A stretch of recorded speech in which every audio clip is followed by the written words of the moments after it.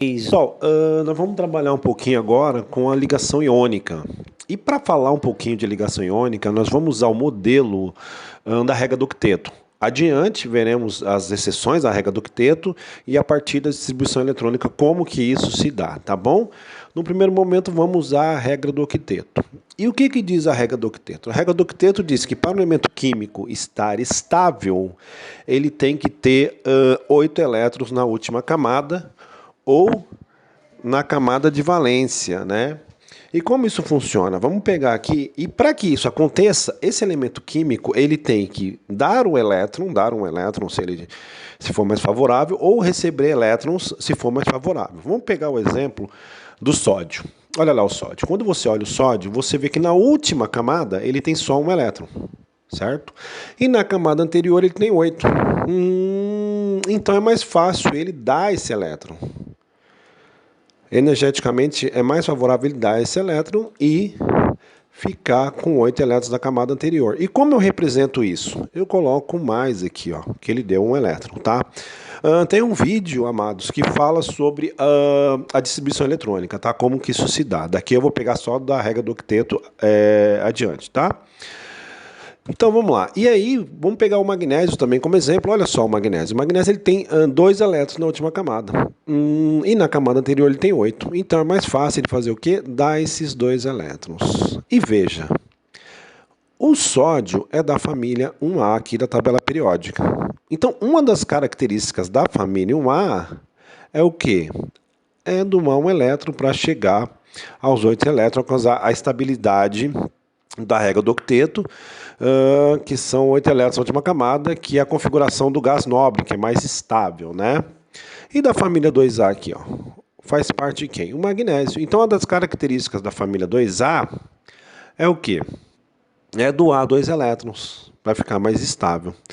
E aí, amados, você pega aqui da família 3A, não vou trabalhar nesse primeiro momento com os elementos de transição, vamos pegar apenas os elementos representativos da tabela periódica, tá? No momento oportuno trabalhamos com os outros. E nós temos aqui família 3A, tem a tendência de doar 3 elétrons.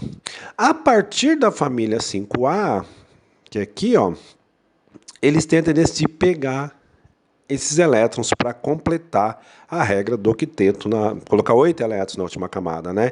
E assim cumprir a regra do octeto. Tudo bem? Outro exemplo aqui, ó, o do cloro. Olha lá, o cloro tem quantos elétrons na última camada? 1, 2, 3, 4, 5, 6, 7. Então ele precisa, é mais fácil ele pegar um elétron para completar os 8 elétrons da última camada do que ele perder 7 elétrons, né? Veja que ele pegou mais um elétron e ficou com 8 elétrons, tá? E o cloro é de que família? Da família 7A, tá vendo? Então a família 7A tem uma característica do quê?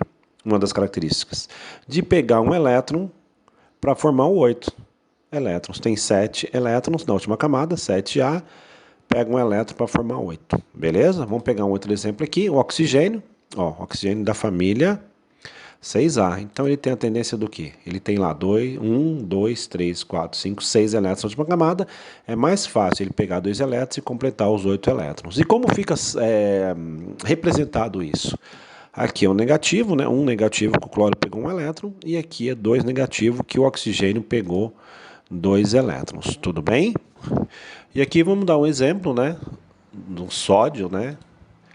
Fazendo a ligação, porque o sódio quer dar um elétron e o cloro quer receber um elétron, então eles se ligam, né? Aí que está a ligação iônica, né? Um elemento químico de uma carga pontual, que cede um elétron para outro elemento químico que tem uma carga pontual ali, né? Como fica isso? NaCl, essa aqui é a estrutura de Lewis, formando NaCl, que é a ligação iônica. Simplificando, você tem a fórmula NaCl, a fórmula iônica, Na mais Cl menos, e a fórmula de Lewis, que é o Na mais Cl menos ali com a distribuição dos elétrons, tá? Um outro exemplo que a gente pode pensar é quando você tem um elemento químico que tem cargas diferentes. Como assim? Você tem lá, por exemplo, o sódio e o oxigênio. Né? O oxigênio ele quer receber 2 elétrons, mas o sódio ele só pode dar um elétron. Como que a gente faz isso? A gente utiliza de 2 sódio ali, né? Nesse momento nós vamos utilizar 2 sódio, tá? Podia ser um outro, mas agora vamos utilizar aí os 2 sódio, que é os 2 que vai dar uma carga aí, um elétron, um de cada um, tá bom? Aí fica NaOH, Como fica isso a fórmula? Ah, importante. Uma regra que a gente faz é a gente escorregar, né? Você escorrega a carga de um para baixo do outro, a carga de outro para baixo do outro aqui, e sai a fórmula aqui, como aqui no Na2O. O oxigênio é 2 menos, então escorrega para cá o 2 e escorrega um para cá, para baixo do oxigênio. Como é 1, não tem necessidade de colocar, tá?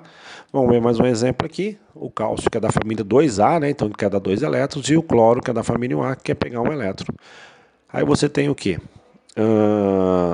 Um cloro pega um elétron do cálcio e o outro cloro pega o elétron do outro cálcio, formando cloreto de cálcio. E aí você faz o quê? O escorrega e senta ali, que nem eu mostrei ali.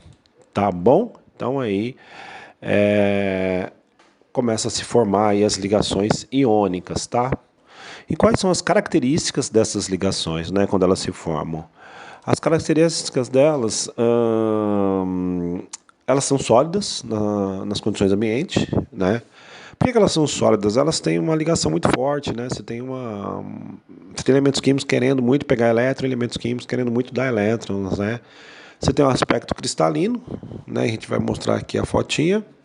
Você tem elevados pontos de fusão e ebulição, né? Por elas terem ligações fortes, né?